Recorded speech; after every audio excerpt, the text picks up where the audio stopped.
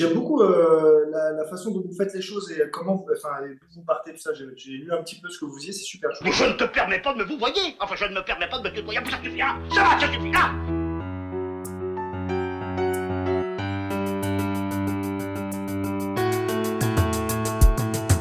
Bien le bonjour, bien le bonsoir, l'instant Pur Cinéma, le podcast cinéma de Cholet, reçoit aujourd'hui, à l'occasion de la sortie du film Une affaire turque, le cinéaste Hüseyin Aydin Gürsoy et le comédien Lionel Erdogan, un film projeté au Festival 2026 de la Baule et au cinéma à partir du 12 août.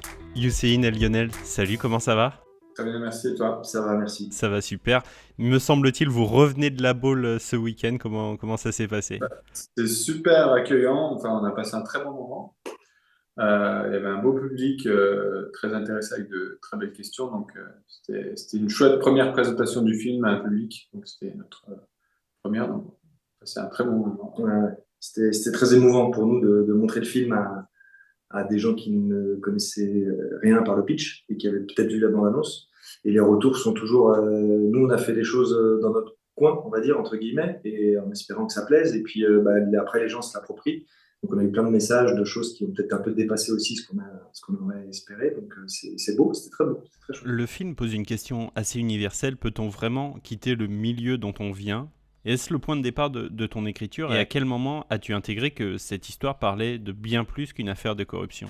Donc, moi, je suis vraiment parti de mon histoire personnelle. Comme je suis issu de l'immigration turque, donc je suis né en Turquie et j'ai grandi en France. Ensuite, quand je suis devenu français, j'ai aussi changé de prénom comme mon personnage et j'avais envie de raconter une histoire qui un peu traverse ce parcours. Et donc, avec mon co-auteur Ludovic Duclari, on avait tout de suite très envie de le raconter à travers un thriller pour aussi montrer les formes de violence auxquelles le personnage peut être confronté. Le personnage de Mathieu semble avoir construit sa réussite en mettant une partie de lui-même à distance. Est-ce que tous les deux, vous pensez que l'intégration passe parfois par une forme de renoncement ? Je crois qu'on peut jamais renoncer réellement à ce qu'on est et de là où on vient. On peut évoluer, évidemment, on peut en faire une force, on peut en faire quelque chose qui nous tire vers le bas, mais je crois que c'est en nous. Enfin, je veux dire, et le personnage en est la preuve, c'est-à-dire qu'il a tout fait pour s'extraire de sa communauté quand il est arrivé en France. Il s'est intégré, il va passer associé dans le cabinet d'avocat dans lequel il travaille, il a une belle situation. Mais en fait, la vie va l'amener à faire des choix qui sont en relation avec l'éducation qu'il a reçue, avec la famille dans laquelle il a grandi. Donc, pour ma part, j'ai la sensation que c'est assez ténu, cette ligne de est-ce qu'on peut oublier totalement d'où on vient. Je ne crois pas, surtout que c'est une part de nous, le déracinement. Je crois qu'il y a une vraie part qui reste en nous comment dirais-je, comment on appelle ça, pardon, j'ai pas le mot, de nostalgie. Je trouve qu'il y a beaucoup de nostalgie dans tous les gens qui émigrent vers un autre pays. On a toujours la nostalgie de l'ailleurs.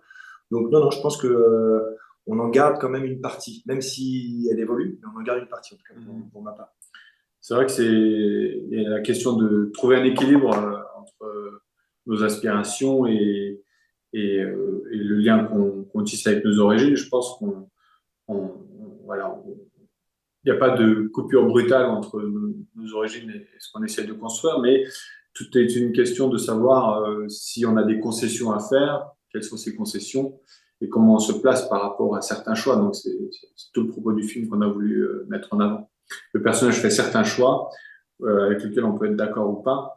Mais au final, nous, ce qu'on voulait, c'était de montrer une certaine trajectoire et de poser la question au spectateur, qu'est-ce que vous auriez fait à sa place. Lionel, est-ce que jouer un personnage en quête d'appartenance oblige à interroger sa propre identité ? Est-ce que les questionnements du personnage ont quelque part résonné en toi ? Oui, énormément. Quand j'ai lu le scénario, je me suis dit, mais il est fou, il a écrit vraiment avec des trucs de ma vie. Oui, parce que de la même façon que Hüseyin, un truc très marquant, c'est que moi j'ai deux prénoms aussi, un premier prénom qui est à consonance turque et un deuxième qui est Lionel. Donc, et voilà, effectivement, à l'école, pour m'intégrer plus facilement, parce que on me posait beaucoup de questions dès que je disais mon premier prénom, ou en fait, comme c'est le prénom qu'il y a sur mes papiers, bah, du coup, on écorchait un peu au machin. Quand tu es jeune, t'es ado, tu es toujours un petit peu. Donc voilà, tu le fais évoluer dans certains milieux et du coup, ton identité, elle est un petit peu, tu vois, tu te poses un peu la question de qui t'es à un certain moment. Mais oui, il y a effectivement plein de résonances avec mon éducation, l'éducation que j'ai reçue, ce qui nous a beaucoup aidé avec Hussein sur le plateau et même en toute la préparation. C'est-à-dire qu'il y avait des choses où, quand je le lisais, ça ne veut pas dire que c'est nécessaire dans tous les cas de venir du même endroit. Je ne pense pas, parce que ça peut être une richesse à plein d'autres endroits. Mais là, en tout cas, pour nous, dans ce film, dans la préparation du film et sur le plateau, ça a été une évidence à certains endroits où sinon on avait juste besoin de se regarder pour savoir pourquoi il y avait un silence là. Parce qu'en fait, la pudeur dans laquelle on a grandi, nous, elle résonne en chacun de nous et on la porte avec nous. C'est quelque chose qu'on a avec nous et elle est ancrée en nous, dans notre personnalité. Donc, même dans le choix de ne pas dialoguer certaines choses avec le père, de laisser le silence, de laisser les regards, il y a beaucoup de choses que moi j'ai vécues dans mon éducation et dont j'essaie de me défaire, mais qui au final sont une composante de ma personnalité. Donc oui, oui, il y a énormément de résonance et c'est pour ça que j'ai hâte que mon père voie le film, par exemple, parce qu'il m'a, je pense, jamais vu parler turc, par exemple. Ça va pas te plaire, il faut que je récupère le client pour boucler les dernières étapes. Elle refuse de bosser avec un avocat turc. Mais ça n'a rien à voir avec ton travail. Baba, geldin mi sen de? Aslında biliyor musun burada da avukata ihtiyacımız var. Je suis content d'être là. C'est bien de se retrouver comme avant. Je peux te demander un service. C'est un jeune du quartier. Il s'est fait agresser par un client. Mais genre raciste, tu vois. Moi, je veux qu'il paye. Je peux faire confiance à personne d'autre. Muller, c'est le neveu de l'ancien ministre de l'Intérieur. Il est intouchable. Mais la victime a une preuve. Il y a une vidéo. Si on a la garantie que l'affaire est enterrée, c'est bon pour nous. Le jeune, je m'en occupe. Avec cet argent, tu vas pouvoir aider tes parents. Commence à faire tes cartons. Il faut un bureau plus grand. Quelque chose qui soit digne d'un associé. Il y a un monsieur à l'accueil qui insiste pour te voir. Moi, j'ai réfléchi. Je vais porter plainte, moi. Tu peux pas prendre une enveloppe et changer d'avis. Est-ce que tu réalises l'ampleur de ta connerie? T'as intérêt à régler le problème, sinon t'es mort. Le gars qui veut se faire passer pour un bon français. Ouais. T'as trahi ta communauté comme une merde. C'est vrai qu'avec ta petite gueule de tout ça peut aider. Je te demande un truc, on peut pas compter sur toi. Tu peux pas compter sur moi. C'est jamais assez bien pour cette famille. On sera jamais vraiment chez nous, ça. Donc soit t'acceptes les règles, soit tu te fracasses contre le mur.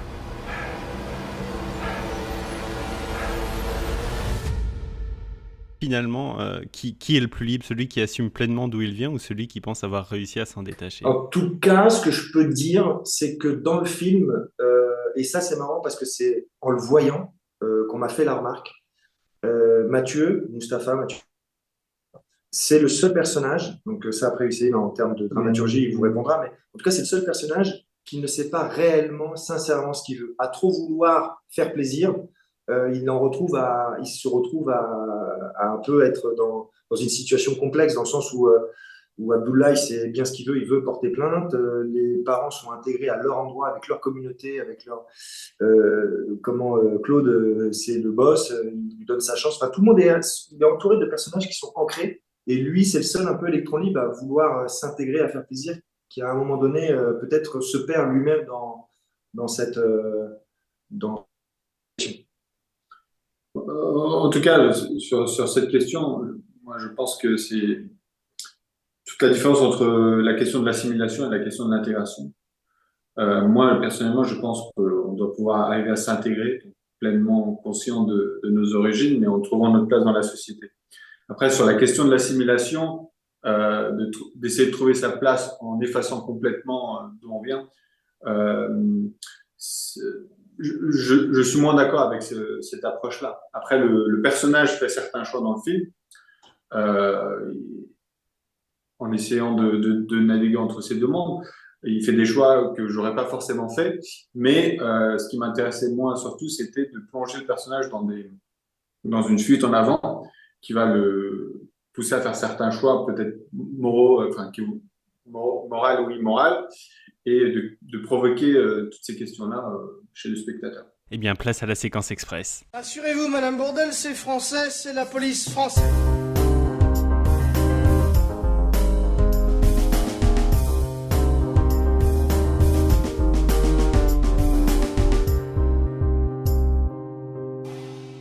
La réplique de film que vous pourriez citer par cœur. J'ai oublié les autres cas, mais c'est une catastrophe. Un cinéaste, un acteur ou une actrice qui vous fait aller voir son film les yeux fermés. James Gray. Matthew McConaughey. Le premier film que vous ayez vu, est-ce que vous vous en souvenez? C'était Casper en 95. C'est Allô maman, ici bébé. Un film que vous auriez aimé découvrir sur grand écran plutôt que chez vous. Old Boy. Là, comme ça, Scarface. Un film que justement vous n'avez pas vu et que vous gardez pour le voir sur grand écran. Alors, c'est un peu honteux de le dire, mais c'est Mulholland Drive. Peut-être... Allez, Forrest Gump, parce que je ne l'ai pas vu. Le film que vous recommandez toujours autour de vous. Le premier auquel je pense, c'est Le Prestige de Nolan. Parce que tellement de fois ce film. Moi, j'en ai 2, parce que je me permets d'en mettre 2. J'ai Rocky, évidemment. Voilà. Et j'ai Underground. Le film où quand vous le voyez, vous vous dites « Merde, j'aurais adoré participer à ça ». Un gros film d'action. Genre un gros film d'action, un énorme film d'action. Moi, je pense que franchement, j'aurais kiffé genre un Star Wars ou un Harry Potter, un truc d'être sur un plateau comme ça, tu vois, tu te dis, ouais, je vais pas le faire souvent dans ma vie. On va maintenant changer d'univers, je vais vous ramener dans le mien, puisque moi, à côté du podcast, en fait, je suis cuisinier. Exactement, et ça, voilà, c'est un lien super parce que justement, on a tous des vies un peu, tu vois, et non, mais on le racontera après. On le racontera à un moment donné. Popcorn sucré ou salé? Salé, sucré. Le plat que vous ratez à tous les coups. Si je m'improvise cuisinier, voilà, ça va être que je rate à tous les coups. Je pense que au vu de la simplicité des plats que je fais, je peux pas en rater. Vraiment, tu sais, je fais chauffer de l'eau, je fais cuire un truc. Je prends pas trop de risques. Tu vois ce que je veux dire? Par contre, il m'arrive de trop cuire les steaks, les trucs, parce qu'en fait, comme j'ai un toc alimentaire, j'ai peur que ce soit pas assez cuit. Du coup, je cuis un peu trop parfois. Donc, peut-être le steak, tu vois. Je dirais. Ouais, moi, je suis capable de rater une omelette. Donc... Technique, l'omelette. Le plat, au contraire, que vous cuisinez le mieux. Moi, j'ai fait un curry coco la dernière fois. Ouais, je me suis donné à fond. J'ai massacré ma cuisine de déchets, mais je crois que le résultat était plutôt pas mal. Une fois, je me suis laissé tenter pour un güveç. C'est un plat turc à base de viande et de légumes. On fait mijoter. Et c'était pas trop mal. Ok. La dernière, votre plat préféré? C'est le premier truc auquel je pense, c'est un plat turc, le mantı. C'est très frais, justement. C'est tanchala à base de yaourt et de pâtes. Et moi, pour suivre Lucille, puisque c'est le plat un peu de mon enfance, c'est le gömé. C'est un plat fait qui est très lourd, où vraiment pour le faire, il faut une grosse journée pour tout faire. Moi, à l'époque, c'était ça dans un immense plat. Et en gros, pour faire simple, c'est de la viande et de la pâte. Ouais. Et on se met tout autour pour manger ça. On mange à la main. Enfin, en tout cas, moi, c'est comme ça que je le mangeais quand on était petit. Avant de se quitter, vous venez de répondre à pas mal de questions. Quelles questions vous posez-vous de manière générale en ce moment à laquelle vous n'avez toujours pas de réponse, et peut-être à quelle mesure ça vous effraie? Est-ce que ça va? C'est la première qui me vient. C'est vrai, ouais. Sur la question des choix de vie, c'est toujours des questions perpétuelles, parce que je travaille dans l'informatique à côté. C'est ça le lien qu'on voulait faire, parce qu'il ne va pas le dire, en fait, un peu à ta façon.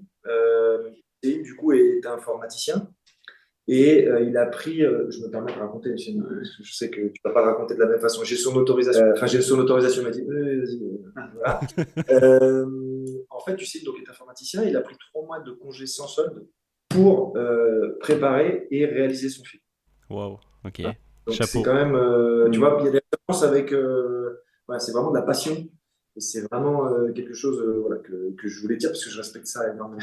Donc c'est pour ça que j'ai commencé par te dire un truc comme ça, parce que ça résonne vraiment en nous, et même dans notre communauté, le travail est quand même au centre de beaucoup de préoccupations. Chapeau, bravo en tout cas. Merci, c'était très agréable. Merci à toi, et félicitations pour ton podcast et ton parcours, c'est trop cool. Merci beaucoup en tout cas, ça fait plaisir. À bientôt. Et pour rappel, donc, Une affaire turque, un film réalisé par Hüseyin Aydingörsoy, avec au casting notamment Lionel Erdogan, au cinéma le 12 août. Et désolé pour le retard. Et y a quelqu'un? Non, y a personne. Ah bon? Je vous l'avais dit que vous me le paieriez. Payeriez. Je vous l'avais dit. Désarmez-les et récupérez les comptes. C'est pas moi. C'est qui alors? J'ai vu, je sais qui c'est, mais je dirai rien. Vous savez découper une sole, un loup, un turbo? J'ai des notions mécaniques. Pour tout tout le monde règle sa montre. Mission, quelle heure est-elle? 14h12. Midi 5, parfait. Arrivée d'air chaud.